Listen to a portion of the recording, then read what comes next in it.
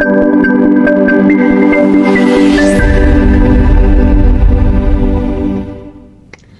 guys, assalamualaikum warahmatullahi wabarakatuh. Jumpa lagi bersama saya, host dari Motivasi BMI. Apa kabar kalian semua guys? Semoga baik-baik saja, dicukupkan segala kebutuhannya dan selalu dalam lindungannya, lindungan Allah Subhanahu wa Ta'ala. Amin. Nah, gimana guys? Lagi rame ini ya, nikah massal. Untungnya di Hongkong nggak ada nikah massal guys, jadi nggak banyak trouble guys, nggak banyak trouble. Ya gimana, udah menjadi keputusan mereka guys. Jadi kalau ada masalah apa ya biar mereka selesaikan sendiri ya guys, kita cukup menjadi penonton.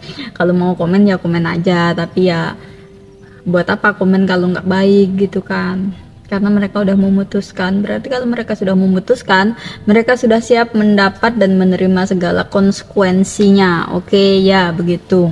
Nah, di balik cerita ramainya kisah massal ini ternyata ada Mbak yang bercerita. Mbak BM ini kita sebut saja namanya Mbak Lala karena inisialnya L. Nah, Mbak Lala ini di saat orang berbahagia dengan nikah massalnya, Mbak L ini justru menangis guys, karena mbaknya lagi sedang dirundung masalah guys. Nah, masalahnya apa? Mari kita simak. Jangan di skip video ini agar tidak terjadi kesalahpahaman guys. Kemudian jangan lupa like, subscribe, dan komen, juga doa bantu agar channel saya ini bisa berkembang, bisa berbagi, bisa sharing, dan bisa membantu orang-orang yang membutuhkan. Oke, ya amin. Nah, kita langsung saja ke ceritanya guys. Ini profil dari Mbak Lala. Mbak Lala ini berusia 38 tahun guys. Nah, Mbak Lala ini bekerja dari sebelumnya dia sempat bekerja di Singapura cuma 2 tahun, kemudian dia pulang dan proses ke Hong Kong. Kemudian Mbak Lala ini di Hong Kong selama 8 tahun. Wow, waktu yang cukup amazing ya guys. 8 tahun itu bukan waktu yang sebentar guys. Ya untuk saya ya, nggak tahu kalau buat kalian. Nah, Mbak Lala ini bekerja selama 8 tahun di satu majikan. Mungkin karena Mbak Lalanya baik, majikannya juga baik, jadi mereka ini sinkron gitu. Karena kalau antara majikan dan pembantu nggak sinkron, masalah itu bakal ada terus guys. Dan dalam hitungan, nggak usah hitungan lama guys, hitungan hari, minggu, bulan aja, majikan bisa suka-suka menginterminate CC-nya kalau majikan ini nggak suka sama pembantu.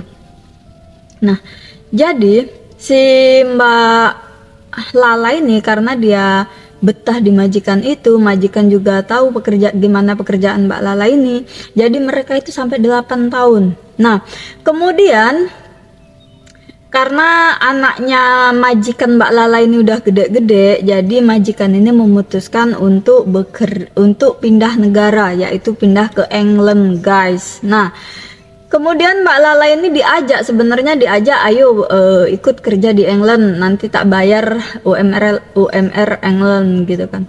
Cuman Mbak Lalanya ini nggak mau karena terlalu jauh guys. Kebetulan Mbak Lala ini izin kepada keluarga, kepada ibu juga tidak mengizinkan. Jadi ya udah, mungkin yang terbaik saya cari lagi. Karena Mbak Lala ini belum siap untuk pulang, belum siap untuk tinggal di Indonesia lagi. Jadi Mbak Lala ini memutuskan untuk mencari majikan baru guys. Nah, alhasil setelah beberapa minggu cari majikan, Mbak Lala ini dapat majikan satu, yaitu di rumah itu hanya ada 2 orang, cewek cowok, bukan cewek cowok, suami istri ya, berarti tidak ada singsang, dengan anak satu yang baru berusia 2 tahun guys. Nah, majikan ini pertama kali mengambil pembantu dan Mbak Lala ini. Nah, alhasil setelah masuk ke majikan itu, Mbak Lala ini kaget setengah mati guys, karena nggak sesuai dengan ekspektasi. Dimana majikannya ini selalu berpikir kalau pembantu itu kotor, pembantu itu nggak baik, pembantu itu pembohong, kayak gitu guys. Jadi pikiran majikannya itu selalu negatif ke Mbak Lala ini. Padahal Mbak Lala bekerja di majikan lama 8 tahun itu menurut saya udah punya pengalaman yang luar biasa ya, mengurus 3 anak guys, bayangkan. Seharusnya Mbak Lala sudah menguasai, ya memang Mbak Lala ini menguasai, tapi karena majikan nggak suka tadi tuh guys, jadi ada aja masalah-masalah kecil itu selalu dikomplain, selalu laporan ke agent ya, mungkin karena selama ini majikan barunya itu nggak pernah tinggal sama orang lain guys. Kemudian datang-datang mbak baru, terus hidup bergaul dengan mereka, jadi mereka mungkin merasa risih atau gimana ya. Tapi kalau memang mereka merasa risih, seharusnya mereka nggak ngambil pembantu, atau bisa mereka urus sendiri anak mereka yang cuma 1 ya guys. Nah, di sini masalahnya Mbak Lala ini nggak boleh nyuci baju pakai mesin cuci, nyuci bajunya pakai apa?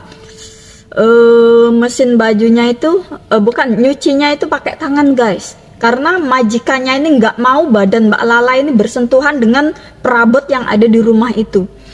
Ngangkat jemuran itu guys, itu harus pakai tangan ini aja. Ngelipet ada itu meja sendiri, nggak boleh tersentuh badan Mbak Lala itu. Ya ampun, gitu amat ya.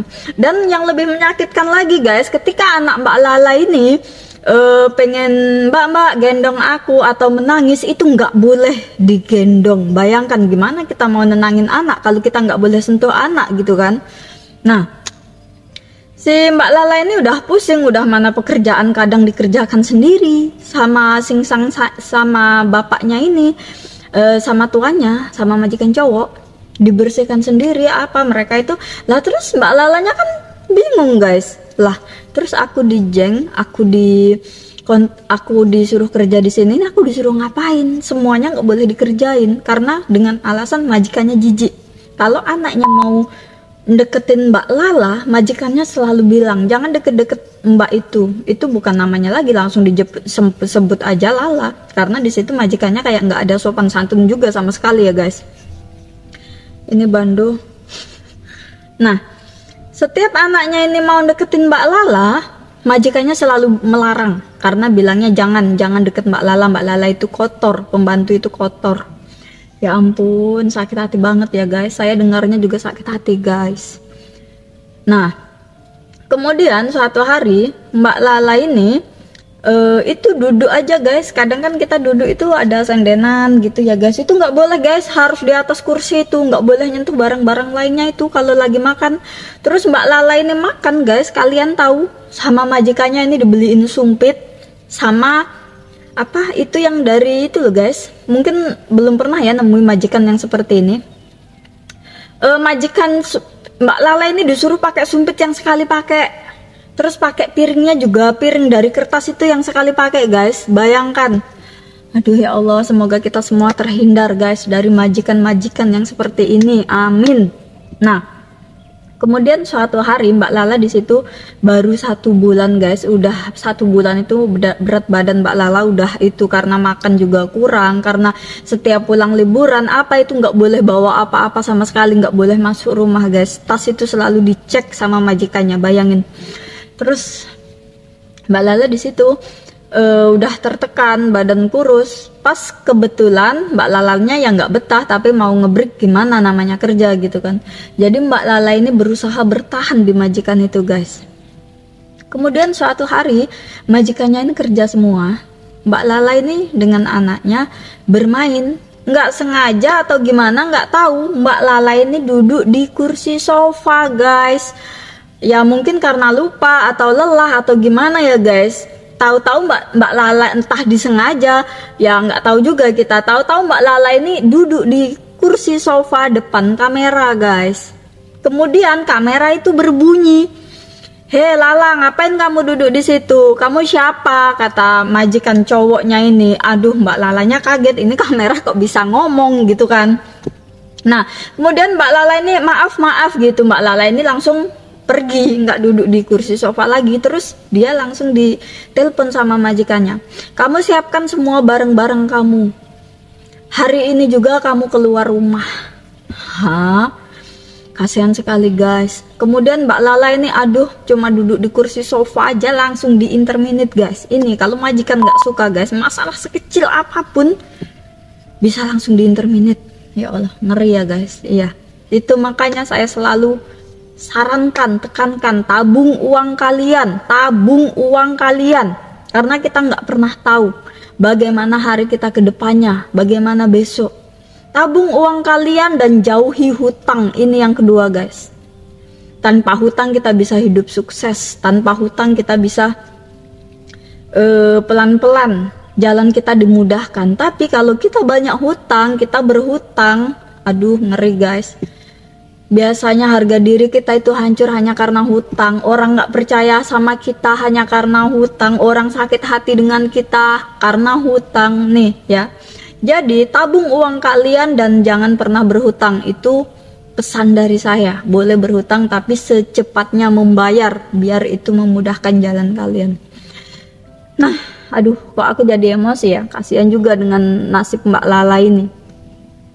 Kemudian Mbak Lala ini setelah disuruh packing barang dia tadi itu, Mbak Lala ini langsung mempersiapkan semuanya guys. Dan ya apa boleh buat lagi guys, Mbak Lala juga sudah nggak tahan lagi di situ. Kemudian Mbak Lala memutuskan untuk keluar dari rumah itu tanpa berat, tanpa itu ya sudahlah, mungkin ini jalan saya, ini bukan yang terbaik buat saya, dan ini kalau saya di interminute berarti ini pilihan Tuhan, ini jalan Tuhan, kata Mbak Lala ini. Saya banyak belajar juga dari Mbak Lala ini. Mbak Lala ini orangnya ikhlas guys.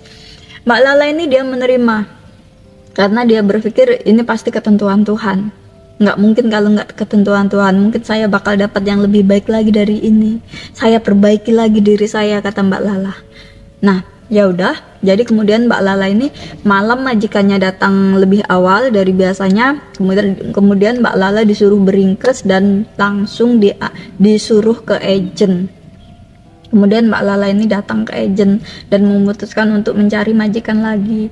Kemudian tapi sebelum Mbak Lala bekerja di majikan baru, dia harus pulang dulu karena dia juga lama nggak pulang ke Indonesia.